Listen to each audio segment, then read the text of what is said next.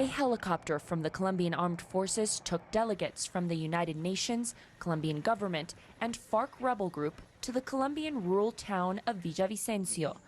This is their first visit to one of the nearly 24 designated areas across Colombia, where guerrilla members of the leftist rebel group will surrender their weapons. We have to look at the geographical features to see if they correspond or not, to ensure that the size complies, so that the United Nations can start the three-party verification process.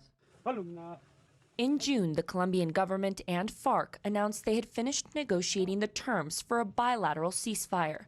The rebels agreed to lay down their weapons within a week of the signing of a final peace deal and to a full disarmament 180 days after that. Under the agreement, the guerrilla group will demobilize into 23 temporary transition zones and 8 campsites. The ceasefire will start when a final deal is reached, but for all intents and purposes, both sides have stopped fighting. What we have said is that while the agreement is not in force, undoubtedly it would not be possible to start the relocation process.